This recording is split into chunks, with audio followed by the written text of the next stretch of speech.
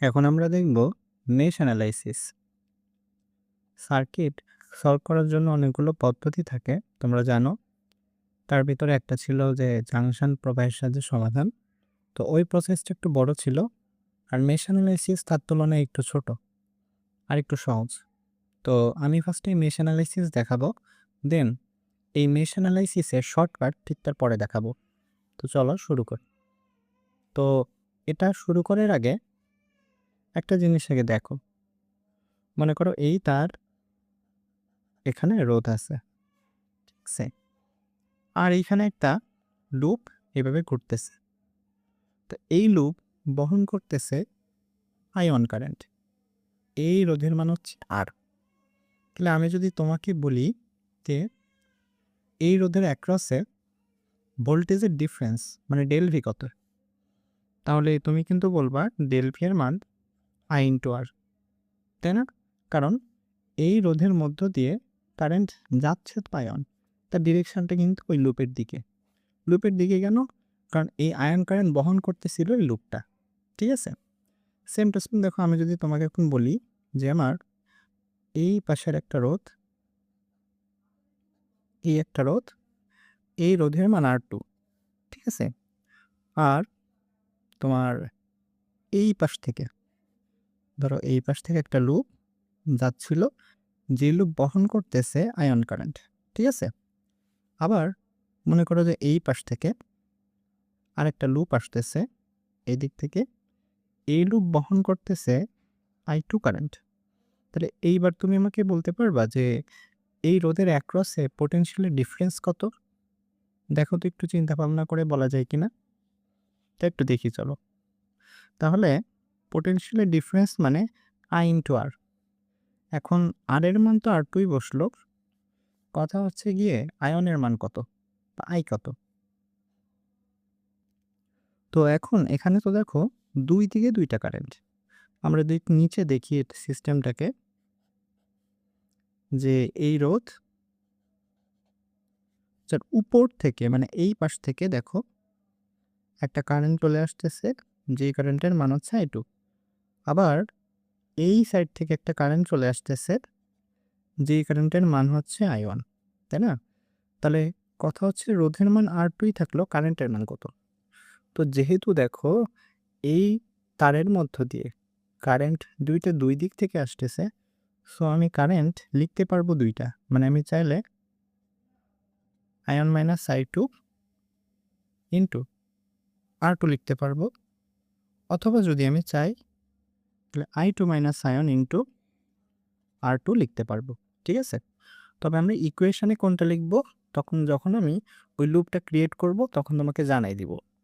মানে এমন না যে আমি যেই লুপ নিয়ে কাজ করতেছি সেই লুপের জন্য দুইটা ইকুয়েশনই কারেক্ট, এমন কিন্তু হবে না, ঠিক আছে? ওটা আমি বলে দিব তখন। এইটুকু আগে আমার বোঝার জিনিস। দেখো এইটুকু তোমরা বুঝতে পারো কিনা। তাহলে আমরা এখন শুরু করব। তো এই সার্কিটে আমরা এখন এই মেশ অ্যানালাইসিস দিব। তো দেখো আমি কি করি, ফার্স্টে এই পোর্শনে একটা লুপ দেওয়া হলো। আচ্ছা, লুপটা সবসময় ক্লকওয়াইজ নিবে। এতে করে সুবিধা কি হবে, যখন আমি শর্টকাট দেখাবো ওই শর্টকাট খুব সহজে ব্যবহার করা যাবে। তবে এমন না যে সবসময় দুইটা লুপই ক্লকওয়াইজ নিতে হবে, একটা ক্লক বা এন্টি ক্লক নেওয়া যাবে না, ব্যাপারটা এরকমটা না। নিলে আসলে শর্টকাটটা আমি ইউজ করতে পারবো না, বুঝছো? এই জন্য আমি সবসময় দুইটা ক্লকওয়াইজই নিব।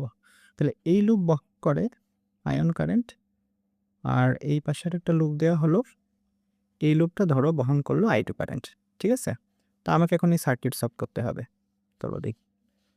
তো এখন তাহলে তুমি বলো তো, এই যে 3 ওহম যে রোধ, এই রোধের মধ্যে ভোল্টেজের ডিফারেন্সটা কত?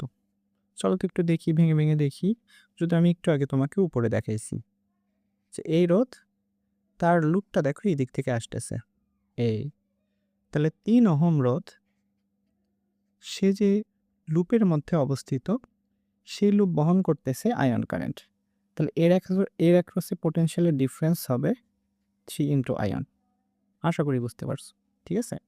এবার আয়ন লুপের মধ্যে 2 ওহম রোধটাকে একটু দেখো, এই যে আমার 2 ওহম রোধ।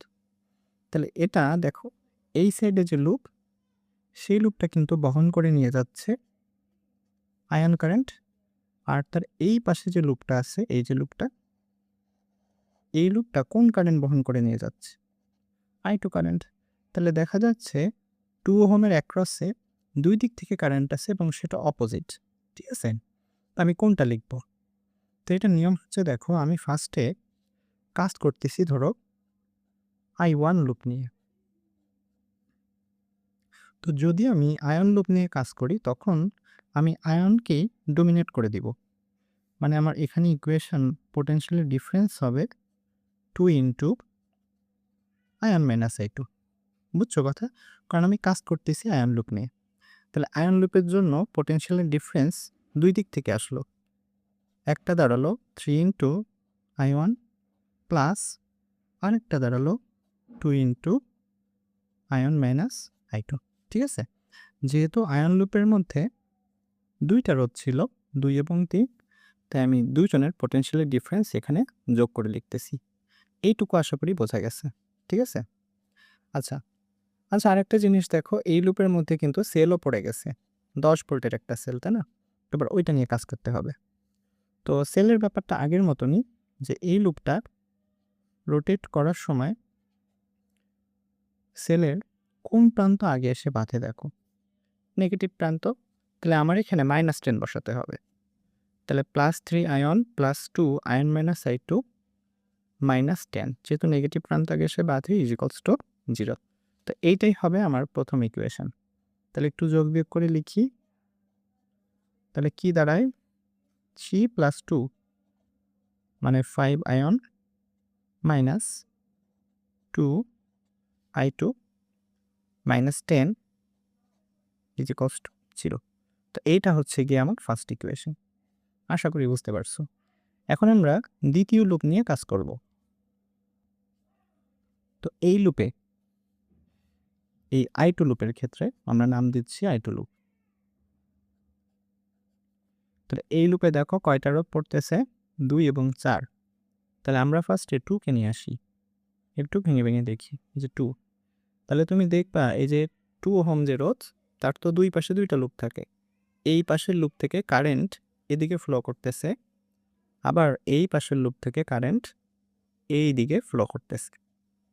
মানে এগেইন সে একই কেস। এই প্রবাহের মান আয়ন, এই প্রবাহের মান I2, আর এটা রেজিস্ট্যান্সের মান 2। তাহলে আমি যদি বলি এর অ্যাক্রসে পোটেনশিয়ালের ডিফারেন্স কত, তাহলে তুমি বলবা রোধ ইনটু কারেন্ট। এখন কারেন্ট তো বিপরীত দিকে, তাহলে আমাকে বিয়োগ করে লিখতে হচ্ছে। এখন কোনটা মাইনাস কোনটা দিব? তো ওই যে বললাম দেখো, যেহেতু এটা I2 এর লুপ, তো এখানে ডোমিনেট করবে I2, তার মানে তোমাকে লিখতে হবে 2 into ion minus I2 minus ion. ঠিক আছে? আর আরেকটা পরে 4, এতে তারপরে 4। তো এর অ্যাক্রসে একটাই লুপ পড়ে, যে লুপটা এদিক থেকে এদিকে ফ্লো করতেছে, এবং এই লুপটা কতটুকু কারেন্ট বহন করে? I2 মানের কারেন্ট বহন করে। তাহলে এর অ্যাক্রসে পোটেনশিয়ালের ডিফারেন্স দাঁড়ালো 4 I2। ঠিক আছে? তো আমরা এখন ইকুয়েশনটা রেডি করে ফেলি। তাহলে আমরা লিখব I2 লুপের জন্য একটা পোটেনশিয়ালের ডিফারেন্স দাঁড়ালো 4 I2 প্লাস আরেকটা পোটেনশিয়ালের ডিফারেন্স দাঁড়ালো 2 I2 মাইনাস আয়ন। মানে নিয়ম এটাই, যতগুলো পোটেনশিয়ালের ডিফারেন্স থাকবে সব তোমাকে প্লাস করে লিখতে হবে। তো এই দুইটাই ছিল। আবার দেখো যে এই লুপের মধ্যেও কিন্তু একটা সেল পড়ে যাচ্ছে, যার মান হচ্ছে 20। তার আমরা এখন সেলের ডিরেকশনটা দেখব। তো তুমি যদি একটু খেয়াল করো যে এই লুপটা ঘুরতে ঘুরতে ঘুরতে ঘুরতে সেলের কোন প্রান্ত আগে এসে বাঁধে? পজিটিভ প্রান্ত। তাহলে আমরা এখানে লিখব +20 হচ্ছে 0। তাহলে ইকুয়েশন কি দাঁড়ালো? 6 I2 মাইনাস 2 আয়ন প্লাস 20 0। তো এই দাঁড়ালো না সেকেন্ড ইকুয়েশন। তো আমরা একটু নামকরণ করি, এটা হচ্ছে 2 নম্বর ইকুয়েশন। তো আশা করি তুমি এখন পারবে। এটা আমার সেকেন্ড ইকুয়েশন, আর ফার্স্ট ইকুয়েশন ছিল এটা। তো তোমার দুইটা ইকুয়েশন, দুইটা আননোন, এটা সলভ হয়ে যাবে। বুঝতে পারছো? তো এটাকে বলে মেশ অ্যানালাইসিস। এখন আমি দেখাবো এটা শর্টকাট। এই শর্টকাটের সাহায্যে দেখবা তুমি 3 সেকেন্ড বা 2 সেকেন্ডের ভিতরে তুমি ইকুয়েশন বানাই ফেলতে পারবা। তো চলো আমরা শর্টকাটটা দেখি। শর্টকাটের নিয়মটা এমন যে এই যে আয়ন লুপ, এই লুপের মধ্যে কতগুলা রোধ আছে একটু দেখো। তাহলে আয়ন লুপের মধ্যে আমার রোধ পড়তেছে 3 আর 2, এই দুইটা রোধ পড়তেছে। তো নিয়ম হচ্ছে তুমি এই দুটাকে সিম্পল যোগ করে দিবে। বলো 3 এবং 2 এর যোগফল কত? 5। তাহলে এখানে লিখে দিলে 5 আয়ন। আয়ন লিখতেছি এই কারণে যে এটা আয়ন লুপের মধ্যে পড়ে, এই কারণে। ঠিক আছে? এইবার দেখো ভালো করে শোনো। একটা রোধ কিন্তু দেখো এখানে পড়ে যায় যেটা দুইটা লুপের মাঝে চাপাচাপি করে বসে। তোমাকে ওটাই খুঁজতে হবে কোন রোধ দুইটা লুপের মাঝে চাপাচাপি করে বসে। তাহলে দেখো এই যে 2 ওহম রোধ, সে কিন্তু দুইটা লুপের মাঝে চাপাচাপি করে বসতেছে। তাহলে যে চাপাচাপি করে বসবে তাকে দিব মাইনাস। এবং যেই লুপের সাথে সে চাপাচাপি করে, আমি তো কাজ করতেছি আয়ন লুপে, তাই না? সে চাপাচাপি করে বসতেছে I2 লুপের সাথে, তো সেটার সাথে তুমি বিয়োগ দিবে। ব্যাস, কাহিনী শেষ। আর সেলের ব্যাপারটা আগের মতনই, যে লুপটা টার্ন নেওয়ার সময় সেলের নেগেটিভ প্রান্ত আগে বাড়বে, তাহলে -10 = 0। এটাই ফার্স্ট ইকুয়েশন। একটু মিলায় দেখো তো আমি আগে যে ইকুয়েশনটা বানায় রাখছিলাম সেটার সাথে ম্যাচ করছে কিনা, এটা আসলে দেখিয়ে যায়। দেখো হুবহু সেম ইকুয়েশন, 5 আয়ন -2I2 -10 = 0। বুঝতে পারছো শর্টকাট? তাহলে আমি আরেকবার বলি শর্টকাট। লুপের মধ্যে যতগুলা রোধ থাকবে সব যোগ, যেই রোধ দুইটা লুপের মাঝে পড়ে গেছিল সেটা বিয়োগ দিব যার সাথে কমন পড়ছিল তার সাথে। চলো আমি সেকেন্ড ইকুয়েশন বানাই দেখাই, আরও ক্লিয়ার হবে। I2 লুপে মোট কতগুলা রোধ পড়ে দেখো তো? দুইটা, 4 এবং 2 যোগ করলে কত হবে? 4 আর 2 6। এবং এটা কিসের লুপ? I2 এর লুপ। ঠিক আছে? এখন দেখো এই লুপের মধ্যে এমন কোনো রোধ কি আছে যে দুইটা লুপের সাথে কমন পড়তেছে? হ্যাঁ আছে কিন্তু। দেখো এই 2, এই 2টা কিন্তু দুইটা লুপের সাথে কমন পড়তেছে। তাহলে আমরা মাইনাস দিব 2, যার সাথে কমন সেটা এখানে লিখব। ঠিক আছে? আর সেলের ব্যাপারটা আগের মতো, লুপটা রোটেট করার সময় সেলের পজিটিভ প্রান্ত আগে এসে বাঁধে। তাহলে +20 = 0। একটু দেখো এই যে আমি আগে যে ইকুয়েশনটা রেডি করে রাখছিলাম সেটার এটা হুবহু সেম। তো এটাই হচ্ছে শর্টকাট। আচ্ছা, যাদের বুঝতে একটু কষ্ট হচ্ছে আমি আরেকটা ফিগার দিয়ে দেখাই। দেখো এই সার্কিট তুমি জানো যে সলভ করতে কারশফ দিতে হয় এবং এখানে 3টা লুপ নিতে হয়। তো আমি কিন্তু এটা শর্টকাট দিয়ে করব, মুহূর্তের মধ্যে ইকুয়েশন রেডি করব। দেখো এই লুপটার নাম দিচ্ছে আয়ন, এই লুপটার নাম দিচ্ছে I2, এই লুপটার আমি নাম দিচ্ছি I3। চলো দেখি মুহূর্তের মধ্যে কিভাবে করা যায়। তাহলে আমি ফার্স্টে কাজ করতেছি আয়ন লুপ নিয়ে। ওকে, তাহলে এই লুপের মধ্যে কয়টা রোধ পড়ে দেখো? 2, 1, 2 সবগুলো যোগ করে দিব। তাহলে 2 আর 2 4, 4 আর 1 5। তাহলে আমি লিখব 5 I1। এখন আমি খুঁজব কোন কোন রোধ দুইটা লুপের সাথে কমন পড়ে যাচ্ছিল। তাহলে দেখো এই 1, এই যে 1, সে কিন্তু এই দুইটা লুপের মাঝে পড়ে, মানে কমন পড়ে। তাহলে বিয়োগ দিব যার সাথে কমন, সে কমন পড়তেছে I2 এর সাথে। ঠিক আছে? এখন একটু খেয়াল করো, এই যে 2 আছে সেও কিন্তু কমন পড়ে। দেখো এই যে I3 লুপটাকে একটু সরাই নিয়ে আসো এই পাশে। এই দেখো I3 লুপটাকে তুমি একটু সরাই নিয়ে আসলে, তাহলে 2 ওহম রোধটা কিন্তু দুইটা লুপের মাঝেই কমন পড়ে। তাহলে আরও একটা বিয়োগ দিতে হবে। তাহলে 2 কার সাথে কমন পড়তেছে? I3 এর সাথে। ঠিক আছে? আর এই লুপের মধ্যে কোনো সেল নাই, সো 0। দেখো ইকুয়েশন রেডি, খুব সহজে। এবার দেখো আমি I2 নিয়ে কাজ করি। ফার্স্টে কি করব? সবগুলো যোগ করব। তাহলে 4, 4 আর 2 6, 6 আর 1 7। তাহলে লিখব 7। কার লুপ এটা? I2 এর লুপ। এবার যারা যারা কমন পড়বে সব বিয়োগ দিব। তাহলে এই যে 4, এই যে 4 কমন পড়তেছে কার সাথে? I3 এর সাথে। তাহলে লিখব -4I3। ঠিক আছে? 1 কমন পড়তেছে কার সাথে? আয়নের সাথে। তাহলে লিখব 1 আয়ন। কোনো সেল কিন্তু নাই, সো 0। ঠিক আছে? এবার আমি কাজ করব I3 নিয়ে। তো যতগুলা রোধ থাকে সবগুলো যোগ করে ফেলো। তাহলে থাকতেছে 2 আর 4, তাহলে 6।